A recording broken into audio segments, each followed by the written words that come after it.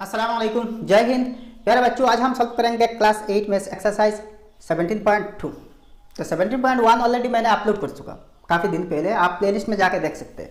तो अगर आपने 17.1 की वीडियो कम्प्लीटली देख चुके हैं तो ये वीडियो में क्वेश्चंस की सोल्यूशन समझने में आपको बहुत आसानी होगी। तो ये जो एक्सरसाइज है ये इनवर्स वेरिएशंस की आधार पर है। तो देखिए, डायरेक्ट वेरिएशन हमने ऑलरेडी सीख चुके हैं, इसके कॉन्सेप्ट हमने जिप कर चुके हैं। तो डायरेक्ट वेरिएशन मतलब क्या है, देखिए मान लीजिए अगर आपने 1 किलोमीटर गया, 1 किलोमीटर गया मतलब यहाँ डिस्टेंस और यहाँ फेयर, ऐसे मान लीजिए 1 किलोमीटर के लिए अगर 10 रुपये है तो 2 किलोमीटर के लिए क्या होंगे, 20 होंगे। 3 किलोमीटर के लिए 30 रुपये होंगे फेयर। डिस्टेंस आपको किसी गाड़ी में या कार में जाना है तो 1 किलोमीटर के लिए 10 रुपये, 2 किलोमीटर के लिए 20 रुपये, 3 किलोमीटर के लिए 30 रुपये होंगे। ठीक है, अच्छा ये तो है। देखिए डिस्टेंस बढ़ रही है, फेयर बढ़ रही है, 2 किलोमीटर के लिए 20, 3 के 30, और यहाँ देखिए बराबर में बढ़ रही है। इसके केस में देखिए इसको अगर x माना जाए, इसको y माना जाए तो देखिए x by Y is equal to 1/10 है। इसके केस में देखिए x by Y is equal to 2/20 है, वही 2 1 2 2 10 20 है। इसके केस में देखिए 3/30 है, तो वही सेम है 3 1 3 3 10 30 है, मतलब x बाई वाई सब के बराबर है। तो इसको कहते हैं कांस्टेंट ऑफ वेरिएशन। तो कांस्टेंट ऑफ वेरिएशन क्या है, x बाई वाई है, x by Y constant of variation है। ये तो है डायरेक्ट वेरिएशन। अब देखिए इनवर्स के केस में मान लीजिए किसी एक डेफिनिट काम को समाप्त करने के लिए 10 लोगों को 1 दिन लगती है, 1 डे। यहाँ देखिए वर्कर्स और यहाँ डेज मतलब टाइम। तो 10 लोगों के लिए 1 दिन लगती है। तो अगर लोग 5 है, लोग कम है तो ज़्यादा होगी ना, बढ़ जाएगी, टाइम बढ़ जाएगी, तो 2 दिन लगेगी। अब मान लीजिए वर्कर्स 1 है तो 1 के लिए कितने टाइम तो बढ़ेगी ना, लेकिन वर्कर्स कम हो रही है, टाइम बढ़ रही है, तो 1 के लिए 10 दिन लगेगी। 10 के लिए 1 दिन, 1 के लिए 10 दिन, तो 5 के लिए 2 दिन होंगे। ठीक है, अब देखिए यहाँ एक चीज़ देखिए, एक चीज़ अच्छे से देखिए, वर्कर्स कम हो रही है, टाइम बढ़ रही है, या तो टाइम बढ़ रही है वर्कर्स कम हो रही है। यहाँ देखिए x बढ़ रही है तो y बढ़ रही है। अच्छा इसको x मानिए, इसको y मानिए, x कम हो रही है। अगर यहाँ से देखिए x बढ़ रही है तो y कम हो रही है, x यहाँ से बढ़ रही है ना तो y यहाँ से घट रही है, कम हो रही है। तो इसको कहते हैं इनवर्स वेरिएशन, उल्टा रिलेशन है, रिलेशन उल्टा है। अच्छा अब देखिए 1 × 10 मतलब x × y, x y is equal to 1 × 10, यानी कि 10 × 1 इज इक्वल टू 10 है। इसी केस में देखिए 5 × 2 इज इक्वल टू वही 10 है। इसी केस में देखिए 1 × 10 वही 10 है, 10 है ना। तो सबके देखिए सेम है, यहाँ भी देखिए सबके रेशियो सेम है, 1/10 1/10 1/10। यहाँ देखिए प्रोडक्ट सेम है, 10 10 10, हमारे इन दोनों एग्जाम्पल्स के हिसाब से है। तो यहाँ देखिए यहाँ जो सब वेरिएंस बराबर है मतलब x × y, यहाँ x डिवाइडेड बाई y, तो इसको कहते हैं कांस्टेंट ऑफ वेरिएशन। तो यहाँ कांस्टेंट ऑफ वेरिएशन क्या है, x × y है, x y है, और यहाँ क्या है x बाई y है। तो डायरेक्ट वेरिएशन के constant of variation x by y है, और इनवर्स वेरिएशन की constant of variation x × y है। तो अगर ऐसी ही रिलेशन मिले तो इसको कहा जाएगा इनवर्स वेरिएशन। ठीक है ना। तो दूसरी एक चीज देखिए, यहां हमने जब क्वेश्चन सॉल्व करेंगे ना, न्यूमेरिक वर्ड प्रॉब्लम सॉल्व करेंगे, तो इस टाइम हमने ऐसे ही x × y ऐसे ही लेंगे। तो यहां देखिए एक क्वांटिटी के रेस्पेक्ट में दूसरे क्वांटिटी दी जाएगी। मतलब क्या है, अगर 2 क्वांटिटीज इनवर्सली रिलेटेड है, मतलब इनवर्स वेरिएबल की रिलेशन में है, मान लीजिए x1 है 3 है तो इसकी करस्पॉन्डिंग y1 होगी 6 है। तो अगर x2 6 है तो y2 क्या होगी, y2 क्या होगी। तो यहाँ रिलेशन क्या होगी, रिलेशन देखिए सब x, इसको अगर x1 माना जाए, इसको 2 माना जाए, इसको 3 माना जाए, तो ये y1 होगी, ये y2 होगी, ये y3 होगी। सब के केस में देखिए ऐसा तो कॉन्स्टेंट वेरिएशन एक्स वाई है, मतलब ये एक इक्वेशन है। तो यहाँ देखिए एक्स इंटू, यहाँ जो इक्वेशन बनेगी ये ऐसी बनेगी, x1 into Y one is equal to x2 into Y two है। तो x1 3 है, तो 3 इंटू वाई वन क्या है 6 है, इज इक्वल टू x2 क्या है 6 है, 6 इंटू वाई टू है। तो वाई टू अगर हमें चाहिए तो Y two is equal to 3 into six और वाई टू की 6 है, 6 नीचे होगी, तो 6 से 6 गया तो 3 बचा, तो therefore Y two is equal to 3 है। तो ऐसे ही हम इक्वेशन पहले बनाएंगे और इसी ही इक्वेशन से हम आंसर निकालेंगे। ये जब हम वर्ड प्रॉब्लम सॉल्व करेंगे ना क्वेश्चन नंबर 4 से 15 तक, तो ऐसे ही रिलेशन हम अप्लाई करेंगे, ठीक है। तो भाई जब वर्ड प्रॉब्लम सॉल्व करेंगे ना तो यहाँ x1 y1 ऐसा नहीं लेंगे, क्वेश्चन के हिसाब से हम लेंगे। कभी पर्सन्स की केस में होगा, कभी टाइम आएगा तो पर्सन के केस में P लिखेंगे, वर्कर्स के केस में W1 W2 ऐसे ही लिखेंगे। वैसे ही टाइम डेज या फिर आवर्स या मिनट्स ऐसे ही है, अगर टाइम रेफर करें तो T1 T2 ऐसे ही हम लिखेंगे। और वैसे ही इजी इक्वेशन बना के हम इजीली सॉल्व कर देंगे, ठीक है। अब हम क्वेश्चन नंबर 1 देखेंगे।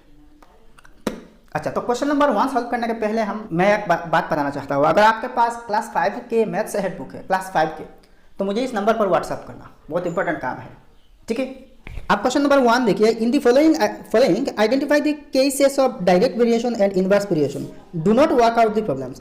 अब देखिए प्रॉब्लम्स सॉल्व ना करके आपको डायरेक्ट सिर्फ ये बताना कि यहाँ जो 6 क्वेश्चंस है इनमें से कौन सी डायरेक्ट वेरिएशन है। तो 1 नंबर देखिए, a train travels at a constant speed of 33 kilometre in 1 hour, how many kilometres does it travel in 5 hours. तो यहाँ देखिए 1 नंबर में 1 आवर में 33 किलोमीटर्स है, तो 5 आवर्स में क्या होगी, 5 hours is equal to 5 into 33 है, तो 5 इंटू 33 क्या होगी 165 किलोमीटर होगी। तो यहाँ देखिए टाइम बढ़ रही है, डिस्टेंस यानी कि किलोमीटर्स बढ़ रही है, तो ये 1 नंबर डायरेक्ट वेरिएशन है। एक को बढ़ने से दूसरी भी बढ़ रही है तो डायरेक्ट वेरिएशन है। अब 2 नंबर देखिए, 20 women can do a job in 5 days, how many days can 25 women do the same job. तो देखिए 20 औरत के लिए एक काम फिनिश करने में 5 दिन लगती है, 5 days। यहाँ 20 वर्कर्स है W और या फिर वुमेन W, 20 वुमेन मतलब महिलाएं के लिए 5 दिन है। तो आप देखिए 25 के लिए क्या होगी, देखिए 25 वुमेन है तो टाइम यहाँ टाइम कम होगी। देखिए वर्कर्स अगर कम हो जाए तो टाइम बढ़ेगी, वर्कर्स बढ़ जाए तो टाइम कम हो जाएगी। तो ये 2 नंबर इनवर्स वेरिएशन है। अब 3 नंबर देखिए, 5 steps can fill a cistern in 2 hours, if only 2 steps kept open, how long will it take to fill this cistern. तो बाथरूम में जो सिस्टर्न है, सिस्टम लगाया जाता है, इस सिस्टम 5 टैप्स के साथ 5 टैप्स से 2 आवर्स लगती है टाइम, 2 आवर्स, ठीक है। तो 2 के लिए क्या होगी, देखिए टैप जब 5 है तो 2 घंटे लगेगी। अब टैप कम हो गई तो टाइम तो ज़्यादा लगेगी ना, तो ज़्यादा लगेगी। तो ये देखिए इनवर्स वेरिएशन है, तो 2 और 3 बस है। अब 4 नंबर देखिए, student work out 100 questions in 3 hours, how much time will it take to complete 50 questions. तो देखिए किसी एक स्टूडेंट ने 3 घंटे में 100 क्वेश्चंस, 3 आवर्स 100 क्वेश्चंस, 3 घंटे में 100 क्वेश्चंस सॉल्व कर लेते हैं। तो 50 क्वेश्चंस के लिए क्या होगी, अब क्वेश्चंस 50 है तो 50 क्वेश्चंस के लिए टाइम कम होगी, 1/2 यानी 1.5 घंटे होगी, ठीक है। तो यहाँ देखिए क्वेश्चंस जब कमेगी ना टाइम भी कम लगेगी। तो ये 4 नंबर है डायरेक्ट वेरिएशन, ठीक है। अब 5 नंबर देखिए, a train travelling at 30 kilometre per hour completes a journey in 14 hours, how much time would another train travelling at 60 kilometre per hour take to complete this journey. तो मतलब क्या है, किसी एक ट्रेन 30 किलोमीटर पर आवर घंटे में दौड़ती है, स्पीड तो 30 है, तो स्पीड जब 30 है तो टाइम लगती है 14 घंटा। अब दूसरी एक ट्रेन इसकी स्पीड 60 किलोमीटर है, तो देखिए स्पीड जब बढ़ेगी टाइम कम लगेगी। आप जितने तेज दौड़ोगे ना उतनी ही जल्दी आप अपनी डेस्टिनेशन में पहुंच पाएंगे, ठीक है। तो वैसे ही देखिए आप स्पीड बढ़ गया तो टाइम कम होगी, 7 आवर्स होगी, ठीक है। स्पीड डबल है तो टाइम हाफ है। तो तो ये इनवर्स वेरिएशन है, वो 5 नंबर इनवर्स वेरिएशन। अब 6 नंबर देखिए, the price of wheat is 30 per kilogram, rupees 30 per kilogram. I can buy 12 kilogram for rupees 360. If the price goes up to rupees 36 per kilogram, how much wheat can I buy for 360 rupees 360? तो देखिए price यहाँ price है और यहाँ quantity है। तो price कितने हैं? 30 है, 30 रुपीज़ है। तो क्वांटिटी 12 मिलेगी, 12 किलोग्राम मिलेगी ना। तो यहाँ देखिए अगर पार्ट 30 है तो 12 किलोग्राम के लिए 360 रुपीज़ होगी, 360। 12 किलोग्राम क्वांटिटी के 360 रुपीज़ प्राइस है। आप देखिए प्राइस बढ़ गई, 36 रुपीज़ हो गई। ये तो 30 के हिसाब से। आप जब 36 रुपये हो गई तो 360 रुपये में कितने मिलेगी? देखिए प्राइस बढ़ रही है तो आप तो क्वांटिटी कम होगी ना, तो 10 होगी। आप सेम व्हीट 10 किलोग्राम खरीद कर पाएंगे क्योंकि यहाँ रेट बढ़ रही है। रेट कम है, क्वांटिटी ज़्यादा है, रेट ज़्यादा है, क्वांटिटी कम है। तो ये 6 नंबर भी इनवर्स वेरिएशन है। तो भाई ये 1 नंबर समाप्त हो गया। आप क्वेश्चन नंबर 2 देखिए, in which of the following cases do the two quantities x and y vary inversely? In all such cases find the constant of variation and write the equation connecting the quantities. तो 2 number में यहाँ 4 questions है, X Y 2 quantities है X Y की। तो यहाँ कौन कौन सी इनवर्स वेरिएशन है, मतलब कौन कौन सी यहाँ जो क्वांटिटीज है इनवर्सली रिलेटेड है। तो डायरेक्ट और इनवर्स के बारे में आपको काफ़ी पता चल चुकी। तो यहाँ देखिए एक्स और वाई, एक्स की वैल्यू 1, वाई की वैल्यू 10 है। वो क्वांटिटीज इनवर्सली रिलेटेड, वो कैसे आपको पता चलते हैं? तो एक्स और वाई इंटू कीजिए। तो एक्स की वैल्यू 1 है, वाई की वैल्यू 10 है, तो 1 × 10 इज इक्वल टू 10 है। फिर से देखिए 2 5 10, ठीक है। तो मतलब क्या है, यहाँ x जितने सारे x है और जितने सारे x है तो x और y corresponding values add into कर दीजिए। अगर सब वैल्यूज बराबर है, प्रोडक्ट बराबर है, यानी कि कांस्टेंट ऑफ वेरिएशन सेम है, तो इसको कहते हैं इनवर्सली रिलेटेड, यानी कि इनवर्स वेरिएशन। तो 1 × 10 10 है, 2 5 10 है। फिर देखिए 3 × 3 कंप्लीट 1/3, तो 3 × 3 3 9 + 1 10, 10/3, तो 3 से 3 गया तो अल्टीमेटली 10 है। यहाँ 4 × 2 कंप्लीट हाफ, तो 4 × 2 कंप्लीट हाफ, यानी कि 4 × 2 2 4 4 + 1 5 है, 5/2 है, ठीक है। तो 2 2 4 और 2 5 10, वही 10 है, 5 × 2 10 है। तो मतलब ये क्या है, इनवर्सली रिलेटेड है, यानी कि इनवर्स वेरिएशन है। 1 नंबर इनवर्स वेरिएशन है। तो 1 नंबर का आंसर है इनवर्स वेरिएशन। अब देखिए कांस्टेंट ऑफ वेरिएशन निकालना। तो कांस्टेंट ऑफ वेरिएशन से यहाँ एक इक्वेशन बनती है। इक्वेशन क्या है? कांस्टेंट ऑफ वेरिएशन हमेशा x × y है, x × y = k है। ऐसे ही हमने देखे थे ना।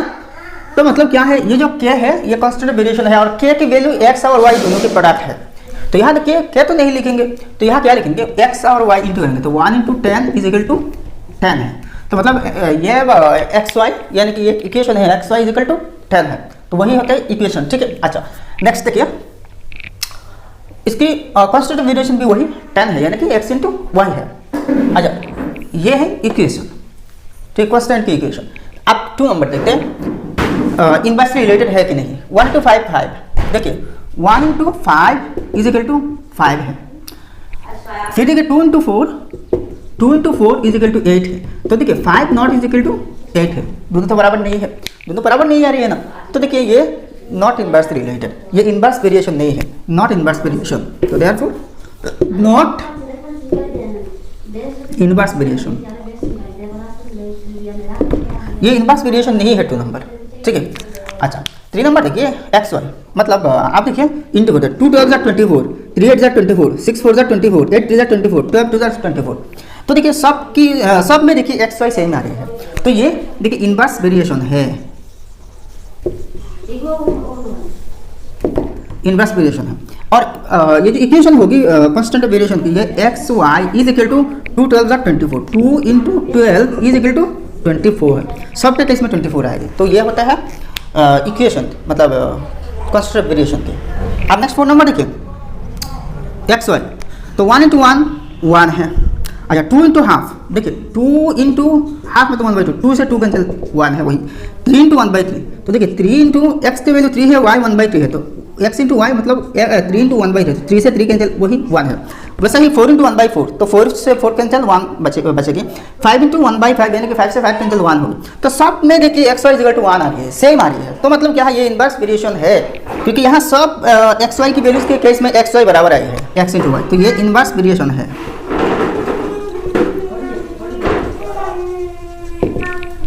तो इसकी इक्वेशन होगी X Y is equal to 1 into 1, 1 into 1 is equal to 1।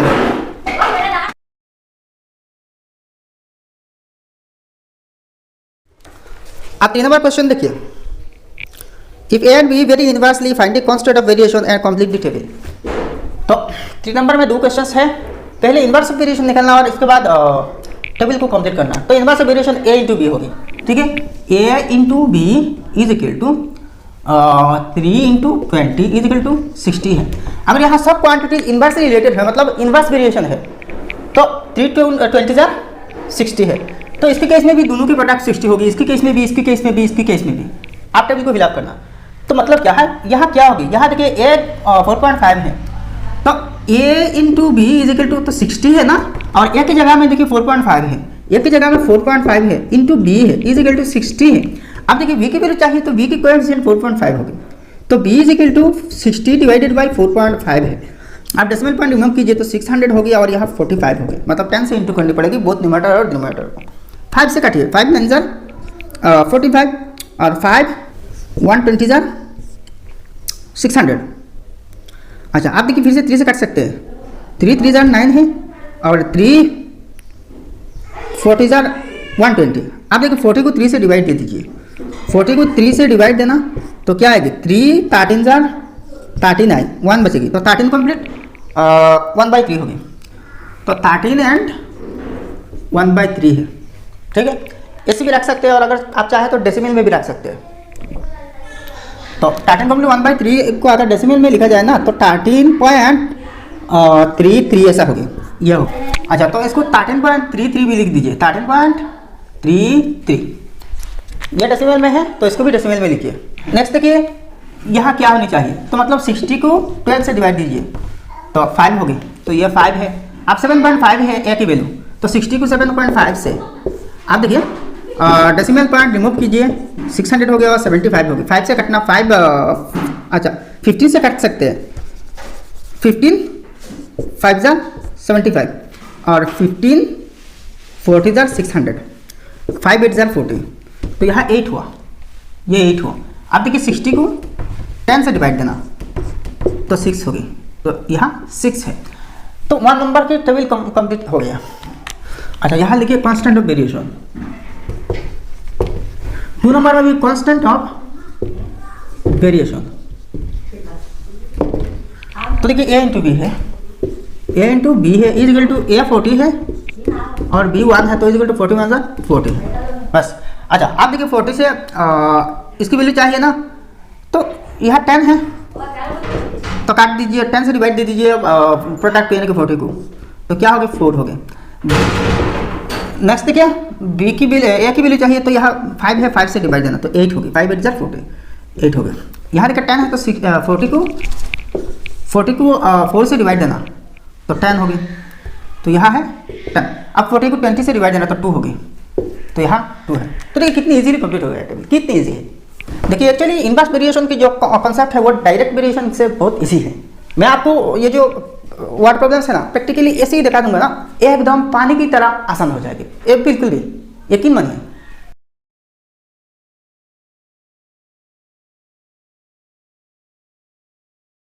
आप क्वेश्चन नंबर 2 देखिए, if 125 workers can finish a certain job in 120 days, how many workers would complete the same job in 100 days. तो यहाँ देखिए कुछ question है 4 से 15 number तक, सब के सब वर्ड प्रॉब्लम्स है। तो इन वर्ड प्रॉब्लम्स को मैंने आपको एक बहुत अच्छे खासे ढंग से बहुत इजीली एक प्रोसेस से सॉल्व करवा देंगे। आप इमेजिन भी नहीं कर सकते कि वो इतनी इजी है, क्यों है भाई, कैसे इतनी इजी है। तो एक चीज़ देखिए, इस टाइप की प्रॉब्लम सॉल्व करने के बहुत सारे तरीके हैं। यूनिटरी मेथड्स है, प्रोपोर्शन मेथड है, और वेरिएशन की मेथड है, ठीक है। तो मैंने आपको शुरू में समझाया, वीडियो के शुरू में ये समझाया कि अगर किसी एक क्वांटिटी दूसरे क्वांटिटी पर इनवर्सली रिलेटेड है, जब किसी एक क्वांटिटी की वैल्यूज बढ़ते रहेंगे तो दूसरे के क्वांटिटीज कमते रहेंगे। यहाँ देखिए इफ 125 वर्कर्स कितने हैं, 125 है। 125 वर्कर के लिए 120 दिन लगती है, 120 दिन लगती है, मतलब 120 दिन में किसी एक काम समाप्त करने के लिए 125 वर्कर्स की जरूरत पड़ती है। तो वही सेम काम 100 दिन में समाप्त करने के लिए कितने वर्कर्स चाहिए, तो 120 जब डेज है तो वर्कर्स 125 है। अब डेज कम हो रही है तो वर्कर्स की नंबर्स तादाद बढ़नी चाहिए ना। मान लीजिए किसी एक काम किसी एक मजदूर के लिए 10 दिन लगती है, 10 डेज, 1 वर्कर 10 डेज है। तो अगर 2 वर्कर्स इस जगह आ जाएंगे, 2 मजदूर आ जाएंगे तो दिन कमेगी ना। देखिए यहाँ वर्कर्स की तादाद बढ़ रही है तो दिन कमेगी, ये तो कॉमन सेंस की बात है। दिन 5 दिन होगी। हाँ, अगर 5 वर्कर्स है, 5 मजदूर है तो और भी दिन कमेगी ना, तो 2 दिन में आ जाएगी। अगर मजदूर 10 है तो 1 दिन में काम की जाएगी, काम समाप्त हो जाएगी। तो यहाँ देखिए वर्कर्स की नंबर बढ़ रही है, दिन कम हो रही है। तो वैसा ही इसके केस में भी होनी चाहिए। तो ये शुरू में मैंने बताया कि एक इक्वेशन है x1 into y1 is equal to y2 into x2 into y2, x2 into y2, ऐसे ही इक्वेशन है ना।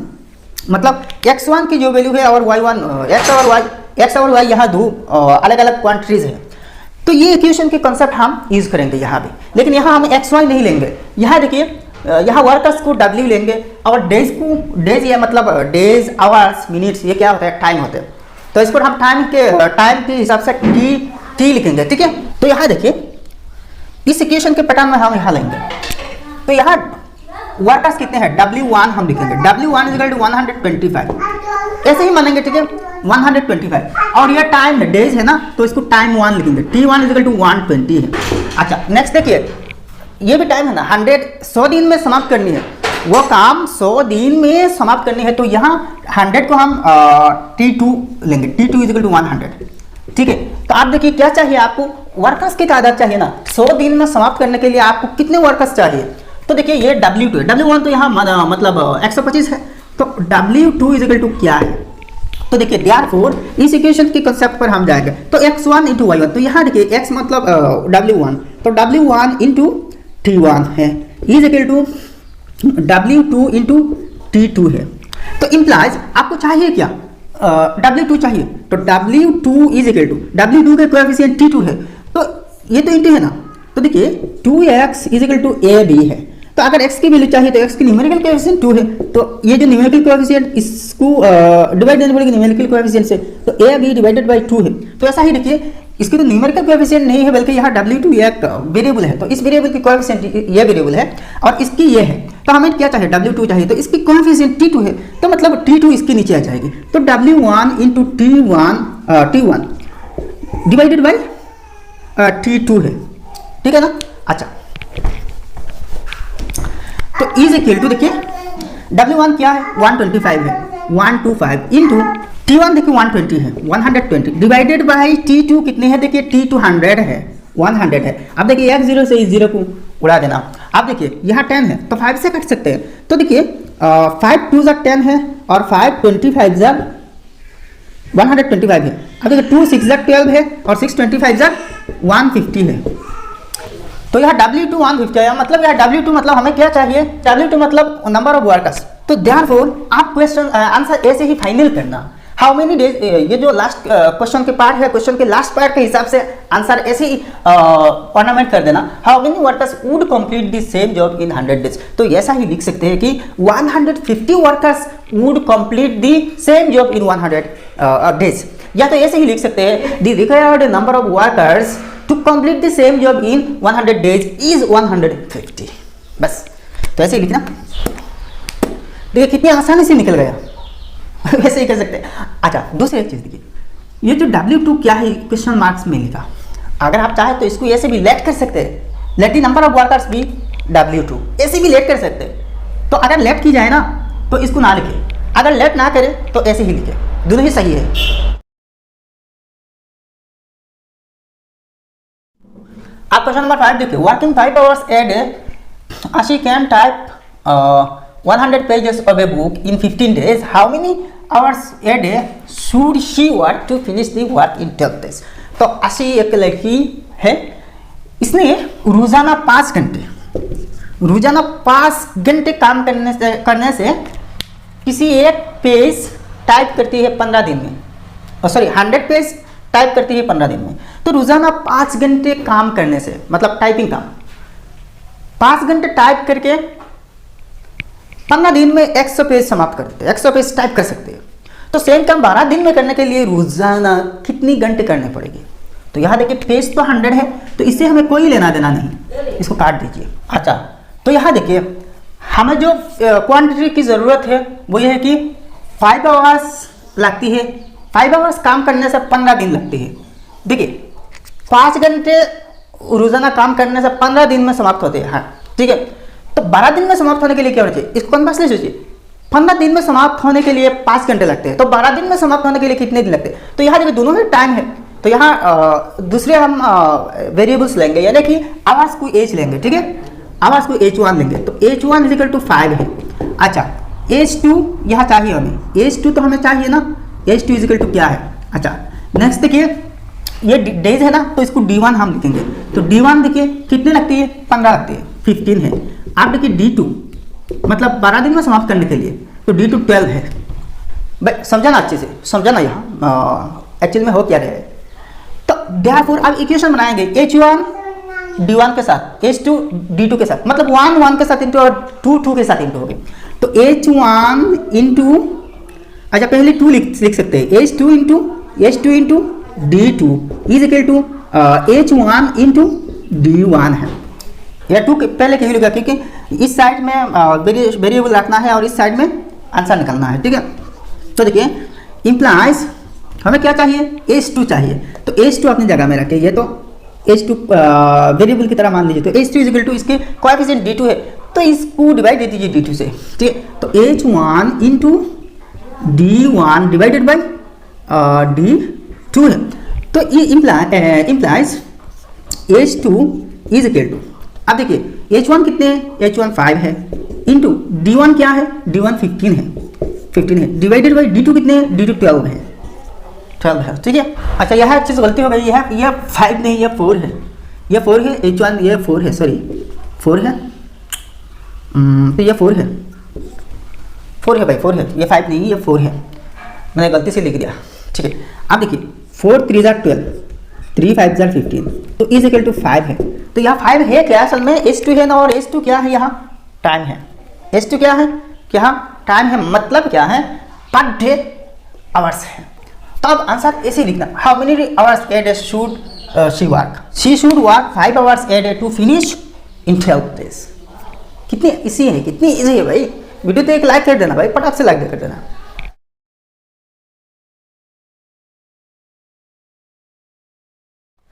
अब क्वेश्चन नंबर 6 देखिए, if 2400 persons are required to finish a job in 24 days, how many days would 2880 people take to finish this same work? तो किसी का काम करने के लिए 24 दिन में समाप्त करने के लिए 2400 लोग चाहिए, तो वही काम 2880 लोग कितने दिन में समाप्त कर पाएंगे?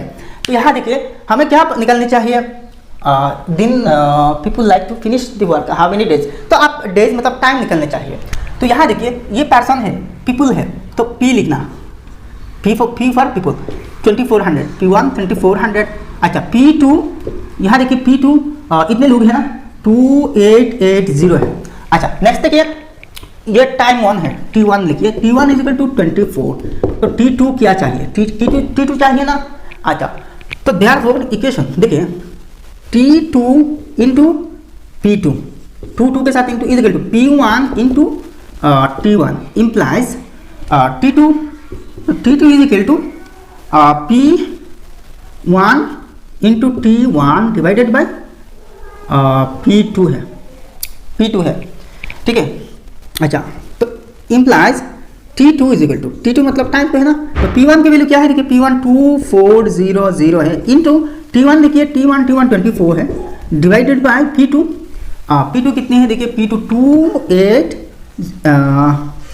2880 है, तो थोड़ा सा राफ कर लेते हैं, 2400 इंटू 24 डिवाइडेड बाई 2880 है। x0 से x0 काट लेना, आप देखिए 2 से काट सकते हैं, 2 12 जार 34, 2 1 जार 2 2 4 जार 4 2 4 जार 4, आप देखिए 12 जार 144। अच्छा यहाँ देखिए 24 है ना, तो 12 2 ज़ा 24 और एक 0 है तो काट लेना, मतलब 12 20 ज़ा 240, और ये तो 12 कटा है तो 20 आया, तो इज इक्वल टू 20 है। तो 20 असल में यहाँ है क्या, T2, और T2 क्या है, यहाँ टाइम है, मतलब नंबर ऑफ डेज है। तो फाइनल आंसर ऐसे ही लिखना, how many days would 28 people take to, तो ऐसे ही लिखना 2880 people take 20 days to finish the work।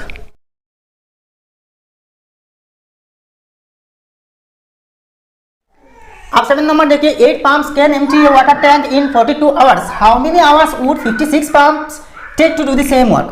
तो यहाँ देखिए सिंपल से मतलब है, क्वेश्चन को पहले आसानी से समझ लीजिए, इसके बाद आप खुद ही आंसर निकल सकते हो। 8 पम्प्स, यहाँ 8 है, पम्प्स कितने हैं, 8 है, 8 पम्प्स ने 42 आवर्स में 42 घंटे में एक वाटर टैंक, पानी की भरा हुआ एक टैंक खाली कर सकते हैं। 8 पम्प्स को लगती है 42 घंटे, तो how many hours would 56 pumps, तो 56 पम्प्स की कितनी समय लगेगी वही काम करने के लिए, मतलब वही टैंक, सेम टैंक की वाटर पानी निकलने के लिए 56 पम्प्स की कितने समय लगेगी। तो यहाँ देखिए पम्प्स कितने हैं, 8 है, टाइम कितने हैं, 42 है। नेक्स्ट देखिए पम्प कितने हैं, 56 है, टाइम कितने हैं, निकलनी है, बस ये हुई। तो यहाँ देखिए पम्प्स को P1 लिखिए, P1 इज इक्वल टू 8 है, ऐसे ही शॉर्टकट लिख दीजिए। अच्छा time T1 is equal to 42 है। अब देखिए पम्प्स कितने हैं, 56 है, तो ये P2 56 है।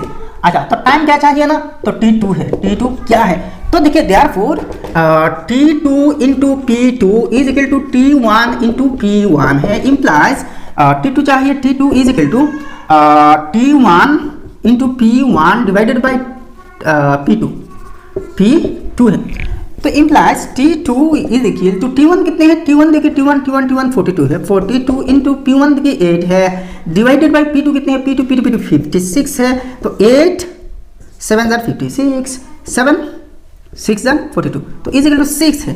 तो क्या बात है भाई, देखिए ना इतनी इजी है, इतनी इजी पे मैं भी इमेजिन नहीं कर सकते कि वो इतनी इजी है। अच्छा तो हाउ मेनी आवर्स वो 56 पम्प, तो यहाँ देखिए तो T2 मतलब आवर्स है, तो ऐसे ही लिखना answer, 52 pumps would take 6 hours, therefore 56 pumps would take 6 hours to empty the water tank। बस हो गया आंसर।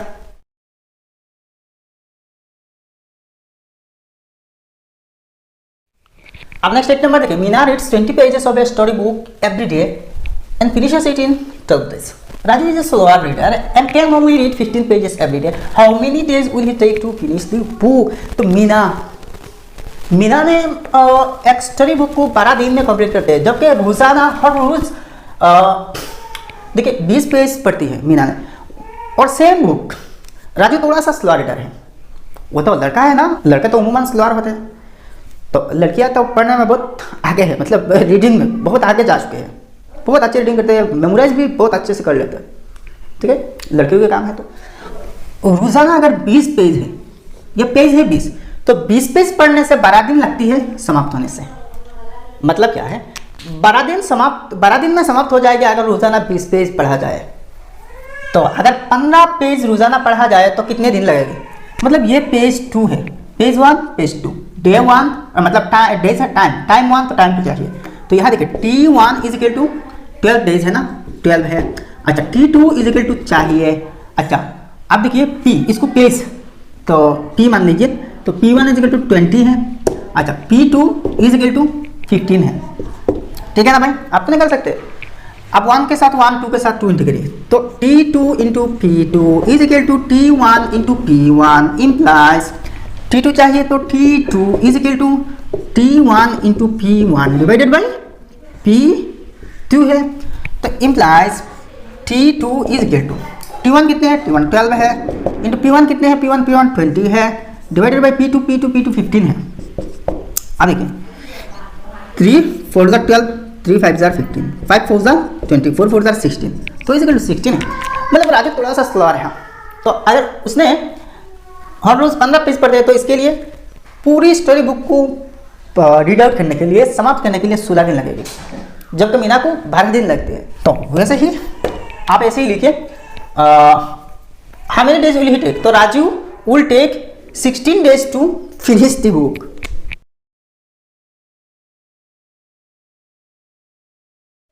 आप क्वेश्चन नंबर 9 देखिए, rations worth rupees 24,000 last for 8 days in a hostel with 30 children. If the number of children were 40, how many days would the ration last? तो किसी एक hostel में 24,000 रुपये की रेशन 8 दिन के लिए है और वो रेशन 30 बच्चे के लिए है। तो 30 बच्चे के लिए 8 दिन की रेशन 24,000 है। तो यहाँ ये जो रुपीज़ है इसकी कोई ज़रूरत नहीं, इसको क्वेश्चन में ऐसे क्रॉस मार्क काट लीजिए, इसे हमें कोई लेना देना नहीं, या आपको कंफ्यूज करने के लिए दे दिया। इसको अगर ना देते तो भी क्वेश्चन बन जाती है और आंसर भी अच्छे से निकल आते। तो रेशन लास्ट फॉर 8 डेज, तो मतलब क्या है, यहाँ डेज टाइम है, 30 चिल्ड्रन है, 8 दिन के रेशन है। अब चिल्ड्रन बढ़ गई, 40 चिल्ड्रन हो गई, ठीक है। तो दिन कितने लगेगी, मतलब जब रेशन जब लूप बढ़ रही है तो इनके खाने के लिए जो चीज़ है, सामान है, वो तो कम हो जाएगी ना, ठीक है। तो यहाँ देखिए day time 1 T1 is equal to 8 है। अच्छा, T1 8 है और इनिशियली कितने चिल्ड्रन के लिए, कितने बच्चे के लिए, तो चिल्ड्रन मतलब यहाँ पीपल लिख लीजिए, P1 इज इक्वल टू 30 है। अच्छा, अब देखिए P2, अब देखिए चिल्ड्रन तो बढ़ गई, 30 की जगह 40 हो गई, तो 40 है। अच्छा, तो आप टाइम मतलब कितने दिन जाएगी, चलेगी, कितने दिन चलेगी इस खाने से, इस खाने के सामान से, तो T2 हमें चाहिए। तो देयरफॉर आप एक इक्वेशन बना लेना, T1 into P1 is equal to T2 into P2 है, इज इक्वल टू हमें क्या चाहिए, T2 चाहिए ना, तो T2 is equal to T2 इसके कोएफिशिएंट P2 है, तो P2 से इसको डिवाइड करना, तो T1 into P1 divided by, तो T2 P2 है, तो implies T2 is equal to T1 कितने हैं, T1 8 है, इंटू P1 कितने हैं, 30 है, डिवाइडेड बाई P2 कितने हैं, P2 40 है। तो 0 से 0 उड़ा देना, 4 2 8 है, 2 3 6 है, तो ये 6 है क्या भाई, T2 मतलब डेज है, नंबर ऑफ डेज है। तो 30 बच्चे के लिए जो खाना है 8 दिन जाएगी, 8 दिन चलेगी। तो अब बच्चे 40 है तो कितने दिन, 6 दिन हो गए। तो देयरफॉर आप लिखना how many days would the ration last, तो आंसर लिखना the ration would last for 6 days. कितनी इजी है भाई, कितनी इजी है। तो इस वीडियो को शेयर कर देना अपने दोस्तों को बस, और अगर चैनल सब्सक्राइब नहीं है तो सब्सक्राइब बटन दबा के सब्सक्राइब कर देना।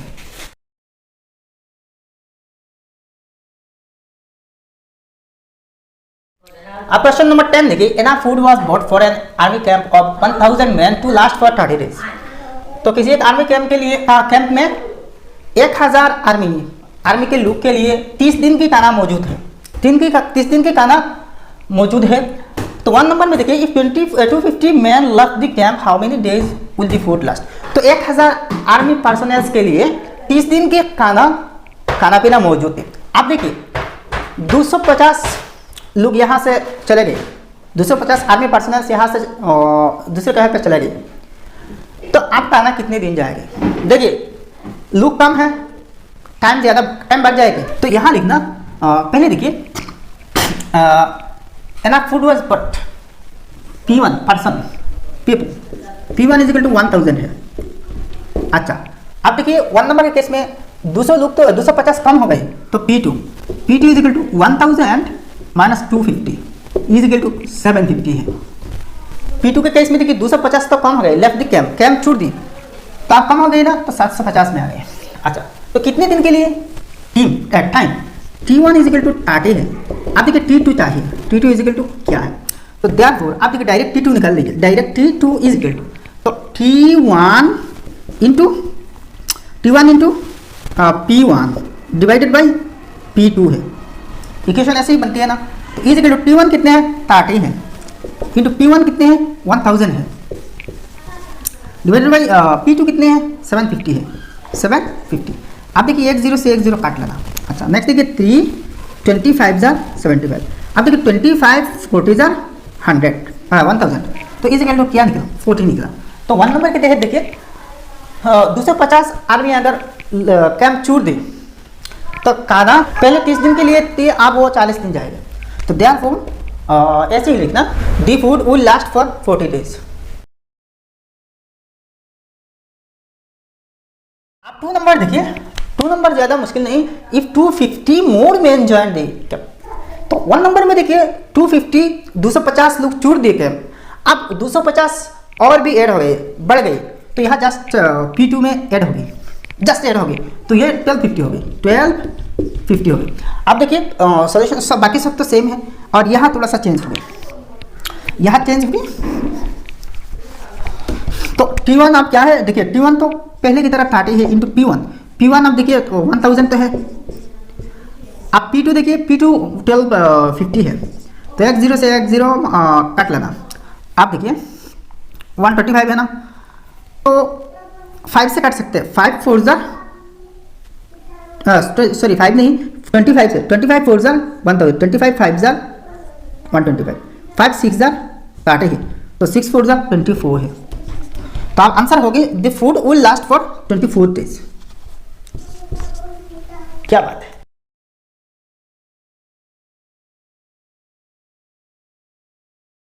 आप क्वेश्चन नंबर 11 देखिए, in a cow shed there is enough food for 20 cows for 15 days.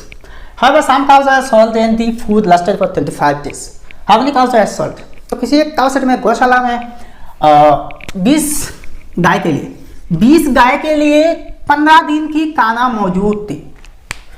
तो और इनमें से कुछ काउस सोल्ड की गई, मतलब बेच दी गई, और जो काना था वो काना 25 दिन तक चला। जितने काउस बाकी रह गए, जितने गाय बाकी रह गई, इनको 25 दिन खिलाया गया इस खाने से। तो देखिए अब कितने काउस बेची गई, how many cows are sold, कितने काउस बेची गई। तो यहाँ देखिए सेकंड टाइम में काउस की नंबर निकाल लीजिए। तो फर्स्ट जो काउस 20 थे ना, 20 से वो माइनस कर दीजिए, तो कितनी बेची गई वो 12 आ जाएगी। तो देखिए कैसे, तो पहले काउस की 20, तो इसको C1 लिखिए, C फॉर काउस तो 20। अच्छा C2 चाहिए, अच्छा आप देखिए टाइम 15 दिन, तो T1 इज इक्वल टू 15। अच्छा T2, अब जो खाना बाकी था ना वो खाना 25 दिन तक चला, तो T2 25 है। तो इम्प्लाइज आप डायरेक्ट इक्वेशन बना लीजिए, C2 is equal to T1 into C1 divided by T2 है। तो T1 कितने हैं, T1 15 है, इंटू C1 20 है, डिवाइडेड बाई T2 25 है। तो 5 से काटिए, 5 4 जार 20, 5 5 जार 25, 5 3 जार 15, 3 4 जार 12 है। तो देखिए अब यह काउस बेचने के बाद, गाय बेचने के बाद 12 काउस बाकी है। तो इसके मतलब क्या है, टोटल तो 20 काउस थे, 20 गाय थे, और 20 में से आप 12 हैं, तो 12 माइनस कीजिए, तो 20 माइनस 12 तो 8 है, मतलब 8 काउस को बेचा गया। तो आप देखिए ऐसे ही लिखना, how many cows are sold ना, number of cows sold is equal to initial count 20, और आप फाइनली 12 है, तो इज इक्वल टू 20 माइनस 8, तो मतलब क्या है 8 गाय बेच दी गई। तो यही आंसर।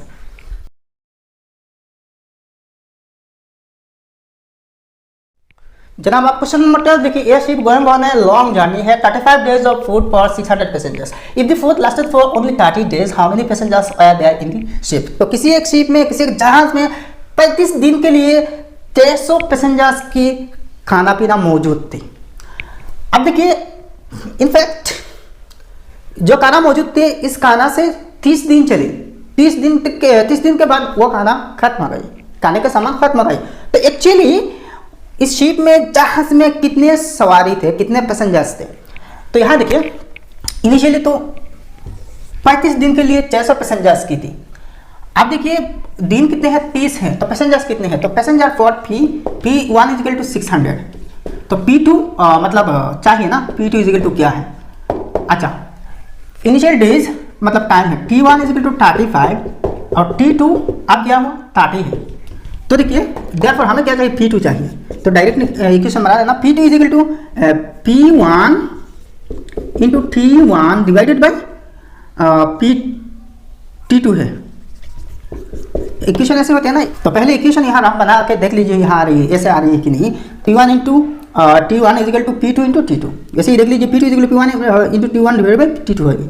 तो P1 कितने हैं 600 है, इंटू T1 कितने हैं 35 है, डिवाइडेड बाई T2 कितने हैं, T2 30 है, तो 0 से एक 0 काट दीजिए। अच्छा 3 30 जार 20 जार 60, 3 20 जार 60, 2 35 जार 70, और एक 0 है 700 है। तो एक्चुअल में वो उस शिप में 700 सवार थे, मतलब पैसेंजर्स थे। तो देयरफॉर अब लिखना how many passengers were there, there were 700 passengers in the ships.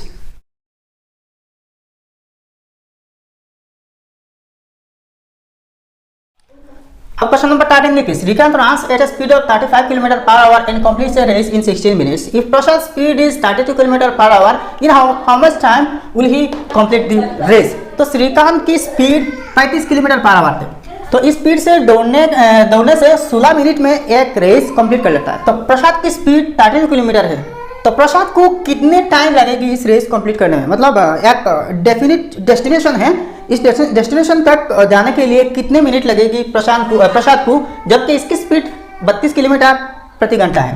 तो यहाँ देखिए स्पीड को हम एस लिखेंगे, तो S1 इज इक्वल टू 35, ठीक है।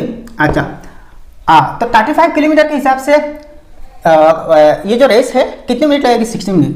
तो ये T1 इज इक्वल टू 16 है। अब देखिए स्पीड कम हो गई, तो स्पीड कम होने से टाइम ज़्यादा होगा, स्पीड ज़्यादा होने से टाइम कमेगी ना। तो ये S2 है, S2 इज इक्वल टू 32 है। तो देयरफॉर क्या चाहिए? टाइम 2 चाहिए। T2 इज इक्वल टू क्या है? तो therefore direct T2 is equal to T1 into S1 divided by S2 है। तो is equal to T1 time कितने हैं? 16 है, इंटू S1 35 है, डिवाइडेड बाई S2 कितने हैं? S2 32 है। तो 16 2 जार 32, तो इज इक्वल टू 35/2 है, 35/2 है, is equal to 17 complete half है। यानी कि अब देखिए T2 मतलब टाइम है, तो 17.5, 17 कंप्लीट हाफ मतलब 17.5, तो 17.5 मिनट लगेगी प्रसाद को। तो देयरफॉर आप ऐसे ही लिखना, Prasad will take 17.5 minutes to complete the race.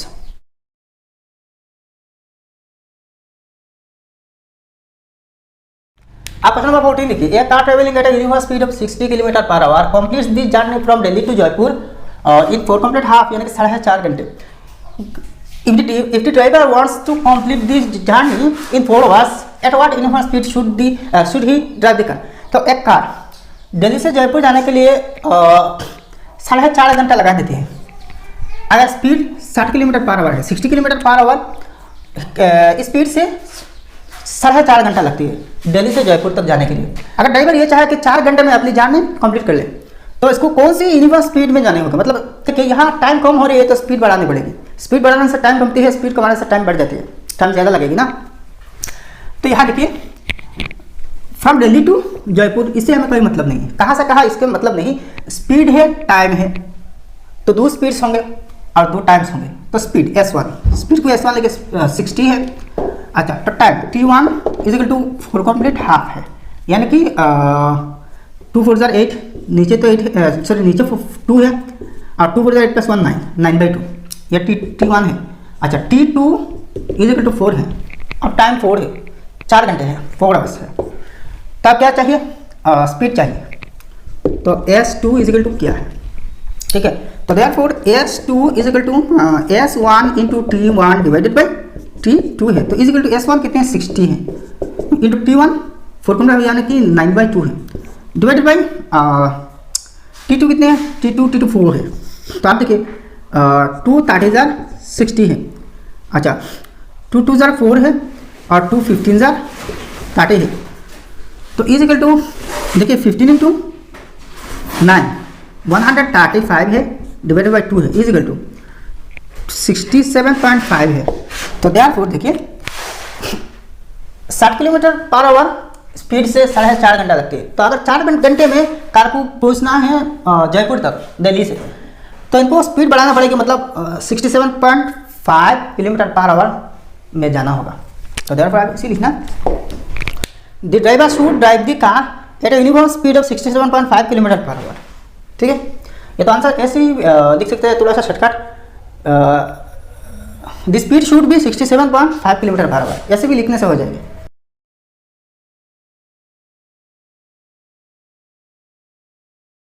अब क्वेश्चन नंबर 15 देखिए, in a hostel there are enough provisions for 200 persons for 45 days। 5 days later 40 persons left the hostel. How many days in the remaining food last? तो किसी एक hostel में 200 लोगों के लिए 45 दिनों की खाना मौजूद थे। तो 5 दिन बाद 40 लोग यहाँ से चले गए। तो अब जो खाना बचा है, इससे बाकी जो लोग हैं इनको कितने दिन खिलाया जा सकता है? तो यहाँ देखिए थोड़ा सा कॉम्प्लेक्स है। इनिशियली तो 200 लोग थे, ठीक है, और इनिशियल टाइम 45 थे। तो 5 दिन बाद 40 लोग चले गए, तो आप कितने बचे? 200 माइनस 40 इज इक्वल टू 160 है। अच्छा 5 दिन बाद चले गए, तो इन 5 दिनों में तो कितने लोग 200 लोग ने खाए, 200 लोग ने 5 दिन में तो खाई ना, 5 दिन तो 200 लोग खाए। तो पहले देखिए P1 इज इक्वल टू 200, ठीक है। अच्छा तो T1 is equal to 45 minus 5 is equal to 40 है। 45 दिन है, तो अब कितने दिन बचा 45 डेज के लिए, अब ये कितने दिन बचा 40 दिन बचा, ठीक है। नेक्स्ट देखिए P2 is equal to 200 minus 40 है, तो इज इक्वल टू 160 है। अच्छा तो T2 चाहिए, तो therefore T2 is equal to T1 into P1 divided by P2 है, तो इज इक्वल टू T1 कितने हैं 40 है इंटू P1 देखिए 200 है 200 है डिवाइडेड बाई P2 कितने हैं 160 है। तो x0 से x0 4 4 जार 16 4 50 जार 200, तो इक्वल टू 50 है। तो बाकी जो खाना बचा है ना, इस खाना से 50 दिन तक बाकी लोगों को खिलाया जा सकता है। तो देयरफॉर अब आंसर इसी लिखना, therefore the remaining food will last for 50 days. तो ये एक्सरसाइज पूरा समाप्त हो गया। वीडियो अगर पसंद आए तो लाइक करना और आपके साथ दोस्तों के साथ शेयर कर देना, और अगर आपने अभी तक हमारे चैनल को सब्सक्राइब नहीं किया तो कृपया करके सब्सक्राइब कर लेना, ठीक है। तो मिलते हैं अगले वीडियो में। जय हिंद, धन्यवाद।